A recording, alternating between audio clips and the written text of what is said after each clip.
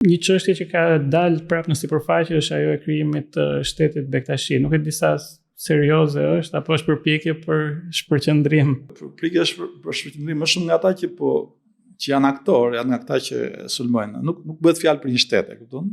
Është një entitet fetar, i cili ka një histori të veçantë që ka të bëjë me faktin që kur Bektashit janë zbuar nga Turqia dhe ka sekti Bektashi i Joni, se ka disa sektet që kanë ardhur në Shqipëri, ata kanë pasur legitimitetin e përfaqësimit ndërkombëtar të Bektashive. Ka qenë një lloj Vatikani, si thosh, që përfaqëson gjithë katolikët në gjithë botën dhe këta Bektashin, kemi vendimet të parlamentit të viteve 20 që ka njohur këtë status atyre. Problemi i tyre lind pas vendosjes së komunizmit. Meqense komunizmi mori në kontroll fillimisht ata përmes njerëzve të vet, Komitetin Bektashi, dhe pastaj me reformën e ateizmit në Shqipëri u zhbë autoriteti ligjor i tyre si përfaqësues të Bektashive në gjithë botën. Pas të ndjedhës, është bërë një padrejsi ndaj tyre, po të gjithë e anashkalojnë këtë. Bektashi në Shqipëri përbën 7% të botës muslimane shqiptare, nëse bazohemi te origjina familjare, se në fakt ishin ateistë shumica. Pas në thënjëshin, meqense Komiteti Musliman doli në pamje të parë, në plan të parë, edhe për arsye politike, këta i zhdukën Bektashit dhe e quanin në ndeg të komunitetit musliman.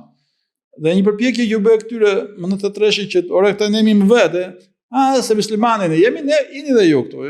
Në fakt ata janë më shumë se këta tjera. Kjo nuk është e betejë sasiore, po është edhe sasiore, po dhe mund mos ishte kështu, mund ishin dhe baras ose mund ishin më të vegjël, prapë kishin drejt të ishin. Se dhe katolikët janë më të vegjël se ortodoksit janë në vete, katolikët në vete. Atyre nuk i njoh ky status dhe kjo betejë vazhdoi gjatë.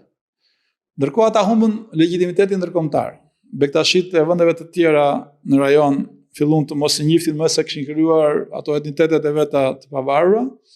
Dhe kjo përpjekje është përpjekje për të rikthyer atyre një lloj legitimiteti mbi po njohim ne, se ata mund të mos ta marrin kurrë atë legitimitet, e kupton? Por shteti shqiptar ka bërë sto kthej atë që kishin. Do thotë që ju keni ne u japim të drejtën që ju të përfaqësoni gjithë Bektashit në gjithë vendin siç e keni pasur. Ata mund të mos ta realizojnë dot kurrë këtë punë, mund të mos bëjnë dot asgjë në këtë histori, por kjo është një çështje tërësisht e ngushtë dhe është një çështje ligjore, një entiteti fetar që atyre u takon, pastaj për ta bullizuar këtë, dhe për ta tallur, mund ta tallësh si dush, mund të tallësh babamonin gjithë ditën që piraki, mund të tallësh ndonjë tjetër që sillet aty, mund të thush që këta do kenë pasaport apo kush do të qytetar.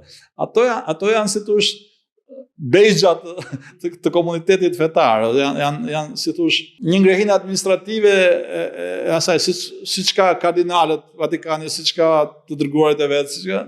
Pra është një lloj imitimi i një strukture të centralizuar të Bektashit, s'ka të bëjë fare as me shtet, as me sovranitet. Por në një farë kuptimi është një përpjekje që shteti shqiptar do ta njojë atë. Unë nuk e di sa sukses do kenë, por sulmet e tyre nga një anë duke i bullizuar, duke i tallur, dhe nga ana tjetër duke qenë agresiv, sikur thua këtu që Shqipëria po dorëzon sovranitetin, po merr babamondi, kanë të dyja qesharake. Do të thotë është një çështje e stisur.